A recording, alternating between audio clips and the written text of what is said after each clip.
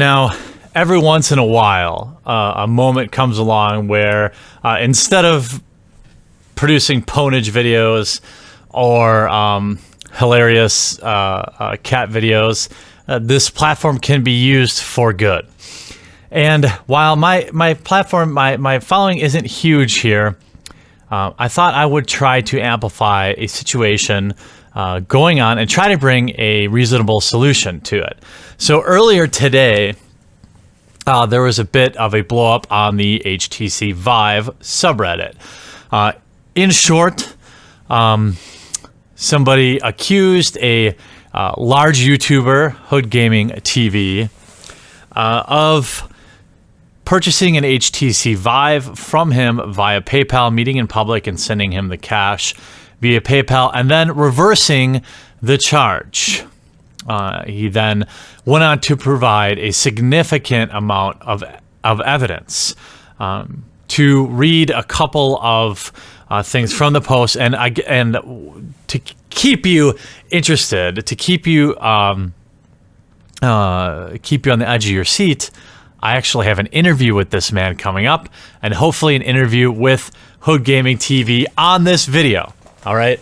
What a resolution means to me is, one, HoodGamingTV successfully defends himself as being not the person accused here. That's how I think it's entirely possible. Doesn't look good for him, but it's possible. Or for the Reddit post, the Redditor, to not only receive his $600 back, but then I think for the appropriate legal action to still be taken. He, from what I know, I had a brief pre-call with the Redditor, Jay Hansher, and he's reported it now to the police. He no longer cares about getting his $600 back. Well, I assume he does, but it's in the hands of the police, and he shared some pretty interesting evidence with me. But in general, he says,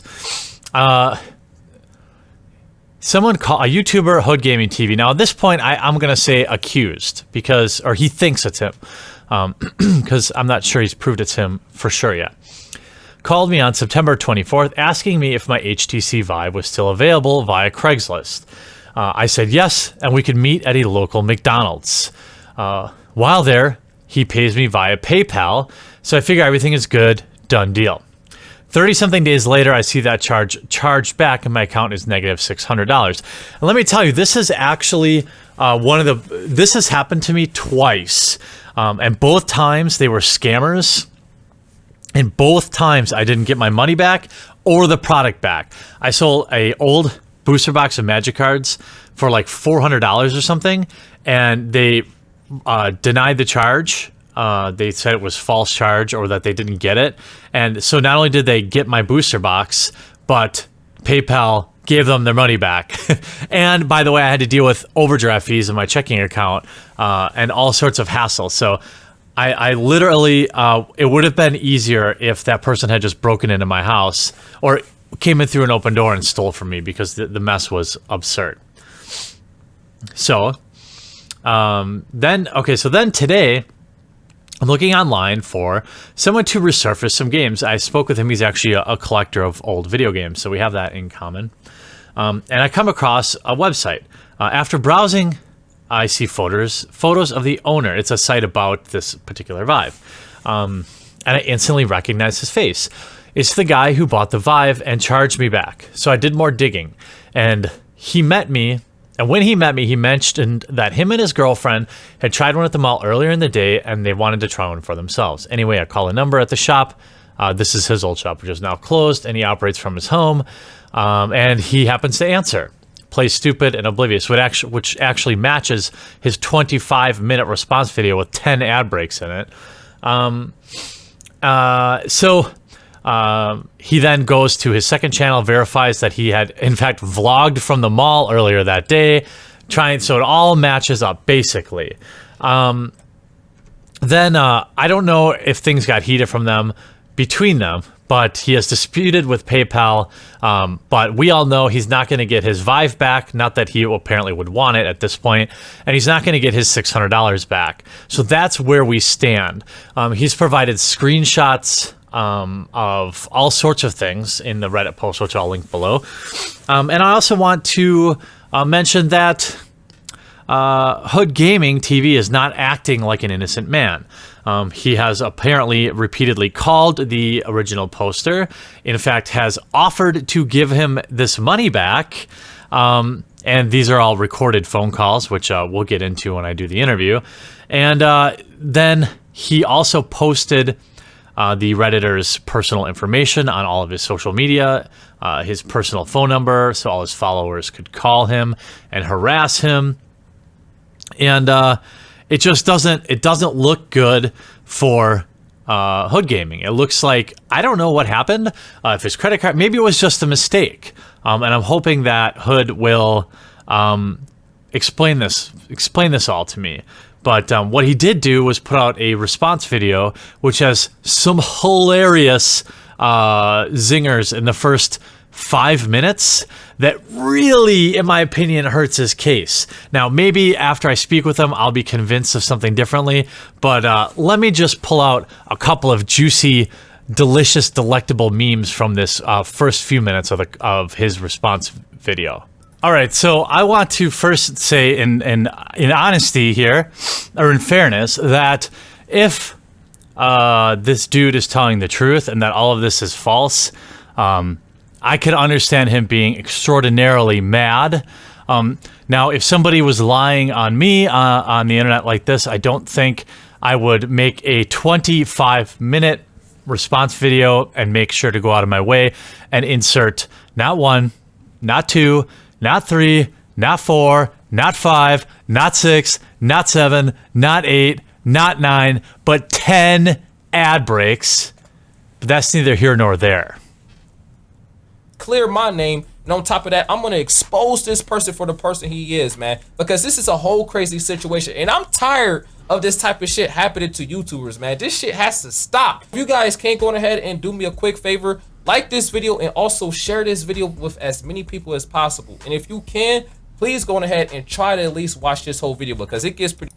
Let me tell you right here, we are 50 seconds into the video, and he says, can you pre-like my video, pre-share my video, and make sure that you watch all, not 1, not 2, not 3, not 4, not 5, not 6, not 7, not 8, not 9, but 10 ad breaks. So now we're about 2.5 minutes into the video. He's finally getting to the point. And what we have is his definition of basically all Reddit users. So just to put you in the mindset here, he takes the time to discredit Reddit. And we all know I've had my issues in the past with Reddit as well, but there's no denying that the amount of traffic there is absurd.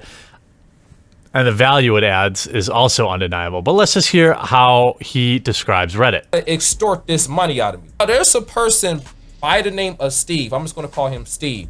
He made a post on a website called reddit.com. Now, reddit.com is actually a forum-based website. It's where a lot of jobless, white supremacists, black coon, just random. So if you use Reddit, you're jobless. You're also a white supremacist. I think he says black coon. But does he say poon? I'm not sure. So we're not doing well here, Hood Gaming TV. Thus far, you've completely glossed over the fact that you sent this person's personal information out to all of your social media. You've claimed to be the victim of something similar, which sucks, I assure you. Or I mean, I understand. But now, before you've got into anything, you're trying to discredit really a kind of a well-written post with lots of links to evidence, as written by basically a white supremacist, or jobless, or a white coon, or a black coon, or poon, whatever. I'm not hip to that term. I'm assuming it was coon. Okay, so you're not doing a great job early on. Okay, so here we're gonna get a pretty interesting contradiction. Now, the original Reddit poster indicated to me, first of all, in this video, he said that the Reddit poster told him he sold it to him at his store. The Reddit poster has only ever told me that he met him in a McDonald's parking lot. This is not the story that Hood Gaming TV is going with. That doesn't mean it's not correct. It just means that they disagree on that fact. He then goes on to say that he purchased his HTC Vive for $300 and sold it for whatever. Okay. The Reddit poster indicated to me that in the video in which Hood Gaming TV showed his HTC Vive, it had 2 unique Kickstarter upgrades on it that made that particular Vive, first of all, more expensive, and second of all, much more identifiable to the original seller. He mentions neither of these things in his video. He doesn't mention that the original seller made several physical identifications on that Vive to prove his case that he knew it was in fact the one that he had sold. Interesting. Wearing those fake vape shirts, all this and that. Dude just spazzing out on the phone. That wasn't yours. You stole it from me. So if you guys didn't know, I had an HTC Vive. I had it for about a couple weeks. I sold it. I got bored with it. That's what I do. I bought it used for $300. I sold it used for $300. The same thing with the Nintendo Switch or whatever. I bought the thing when it first came. I never heard of the Nintendo Switch.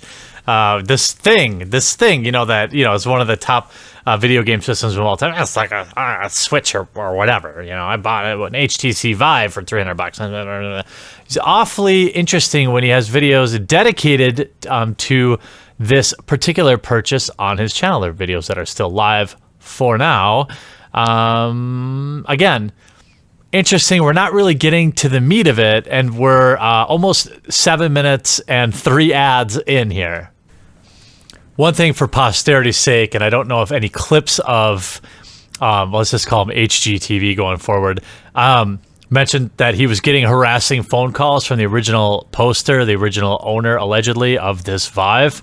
I entirely believe that, and of course they're probably not justified, but if somebody had ripped me off of $600 and remember that it's going to pull that $600 out of his bank account, so he's going to be out the $600 and his Vive.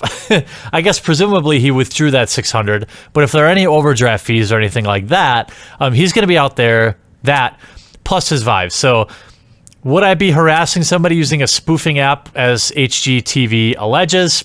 Probably not. Would I call them super pissed off? Yeah, probably. So I do believe that he was receiving menacing phone calls from the original poster. Okay, so in this next section, HGTV claims that, one, that he had purchased the Vive from a website. He doesn't remember where he bought it. I mean, I guess I've bought many things in my life and I forgot where I bought them. However, if I had bought a video game system, I'm pretty sure I can remember everywhere I bought all my video game systems, or, you know, anywhere I spent $600 or $400 on an electronic device. I'm pretty sure I could recall the website I used. He then also tries to debunk the $600 price tag. Again, I don't know if this is correct or incorrect, but as a counterpoint, the Vive is $600 new, so buying it used for that price would be weird. Although he also claims that he bought a Nintendo Switch or whatever for $400 and sold it for $450 used. So he himself makes a perfect example of why people can sometimes pay over MSRP. And also remember that the original poster on Reddit claimed that there were several custom upgrades to this Vive device that he recognized, which would have raised the retail price of it. We also don't know if it included any games or anything like that. So this seems pretty suspect to me. Back in the box, I threw it on let go and got rid of that thing. The HTC Vive, I didn't care for it. It was mine. I bought it off a website and I bought it used. Now he's saying that I bought an HTC Vive from him for $600 when it costs retail right now on HTCVive.com $600? Why would I buy a used HTC Vive for $600 when I could buy a brand new off the site, which makes no sense? Why did somebody pay you $450 for a used Nintendo Switch? Exactly. Now here's a really interesting part coming up. HGTV continues to use this "you paid me with a stolen credit card" as a way to discredit it, but I would offer maybe the person that allegedly had the payment reversed. This is how people do that. They set up a PayPal account, and then they tell PayPal that the card was stolen. The card gets closed, and you don't get your money after they receive their goods, okay? This is a very common thing to do. People make a charge for something, accept the goods, then call their credit card company and say they never got it or they never authorized the charge. This is like the oldest scam in the book. So I'm assuming, without being there, that's what he's referring to. And also, furthermore, you mentioned you make the claim that it's completely absurd that somebody would meet in person and pay via PayPal. I have done this many times in my life. I have purchased large video games, stand-up video things. I always pay via PayPal in person. Why? So I can get my money back if something's broken. And two, if I'm going to meet somebody in somebody I don't know in a place I don't know, why not? Why would I carry $600 in cash on me? I would just pay via PayPal so that I don't get robbed. I mean, this is a very serious issue with Craigslist. Where I live, the police stations offer their parking lots for free transactions because so many people were getting robbed. So it's entirely reasonable, in my opinion, to pay somebody with PayPal in person. It happens all the time, every day. Then he calls me back. Then I just wind up telling the guy, hey, look, man, I haven't had that store open in 2.5 years. Well, no, you didn't sell it to me at the store. You sold it to me at a McDonald's. So I was like, okay, so we met in person at a McDonald's. I want to point out this matches, whether it's incorrect or correct, this matches exactly what the Redditor told me happened. So, and the Redditor told me this happened before HGTV ever made this video. So the Redditor is getting more and more credibility as he tries to debunk him. And I paid you through PayPal in person with a stolen credit card attached to that PayPal account. Now here's the kicker. Now with this stolen credit card, I called that stolen person's credit card, once again a federal crime, also identity theft, called that person's stolen credit card and said, hey, reverse these charges on this person. Even though the credit card is stolen. What he's trying to do here is insinuate that how could I have ever had a stolen credit card on my PayPal account? But again, I don't think that's what's happening. What probably happened is somebody, we can't say it's you for sure or not, reversed the charges and said the credit card was stolen, and then PayPal told the seller that this card was rejected as lost or stolen. That seems a lot more logical. Again, I wasn't there, but I'm just coming at this as logically and as skeptic TM as I possibly can. And hopefully, like I said, I can talk to both of these fellas before I publish this video. Okay, now about 13 minutes into this, we're finally getting to some good, at least, defense points here for HGTV. He does a little bit of internet sleuthing by searching the number. By the way, apparently HGTV does not think publicly, it's like red pill black all over again. He keeps posting this guy's personal cell phone number. He does it in the video. He did it on Twitter. He did it on Instagram. And he later justifies it by saying, well, he had it on his Facebook profile, so it must be totally fine. Interestingly enough, he let's kick this off here. On Craigslist. One of his posts that actually said off his site, the screenshot, was that he actually buys in older video games. I'm assuming like Ataris, Nintendo, stuff like that. So I wind up looking the post up on the internet, and I saw that his name was John, and it actually had his phone. Here again, shows his name and phone number. Now, I guess you could say technically not doxing, but to me, it absolutely is. Just because your phone number is in a phone book doesn't mean that somebody with 200,000 subscribers should be putting your personal phone number, especially in a video where you're like trying to defend yourself against stuff, in their video, because now you're going to get 1,000 people calling this dude. Phone number. Now, the last phone number that he had called me with, because I'm assuming that he must have forgot to spoof his number, was the same number that was off inside my phone. But this guy is on some shiesty shit right now. So what I actually did was I actually looked that number up to see if that number was actually public. So what I did was I typed the number up on Facebook. Now I actually brought up a person by the name of Steve or something like that. And I found him on Facebook. I thought you just made up that Steve. You said earlier in the video you were just going to call him Steve. Now it looks like, I guess I didn't see it. It was coming fast enough. But as a point of refute, now this is just he said against he said, the Redditor has informed me that this profile is in fact not him. So now he doxed an innocent bystander. And this guy named Steve is the same exact match as him. Redditor's calling me right now. I was talking to him on the phone the last time, which I'm going to explain all that here in a little bit. He told me he was 30 years old with 3 kids. It's the same person on that Facebook profile. Now, before anybody get upset, get mad or anything, his phone number is actually public information. He willingly put this phone number on his Facebook account. Right, but he also didn't willingly tell you to post it out to 100, 200,000 angry supporters. He didn't agree to that. Just say it. All right, so I was going to actually I just got off the phone with the Reddit user. We had about a 40-minute interview where he addresses many of the things HoodGamingTV alleged in his defense.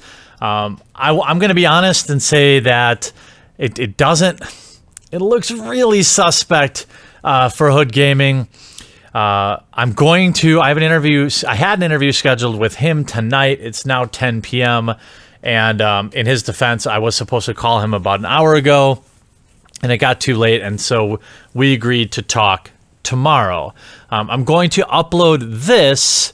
Hopefully he'll still talk to me tomorrow, because I feel like he's got 220,000 subscribers, and he's been able to plea his case while this Reddit user has not. So my response video to his video will go up, and so will the interview with the user the alleged victim of this crime.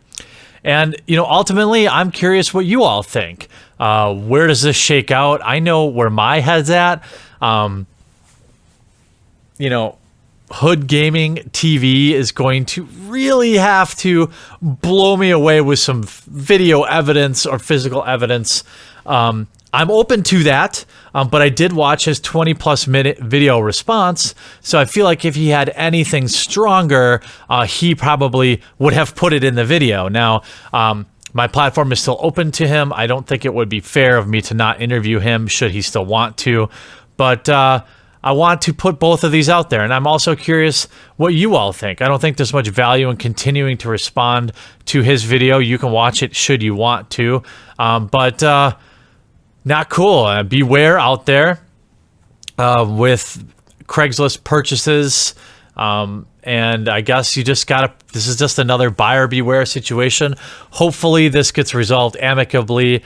I thought about starting like a GoFundMe for him, but at the same time, like, I don't want to declare who's right and who's wrong here, because I'm not the court of law, and I don't really want to do that. I do feel bad for him. It sounds like whether or not it was Hood Gaming TV or not, he got hosed out of $600 plus his Vive, or at least his Vive, and the person's a family man, so this is food out of his kids' mouths. This is bills unpaid. It's pretty crummy, and I feel bad for the guy. If Hood Gaming TV isn't the one involved, He's not acting like an innocent person, but I'm open to be proven wrong. So let's see.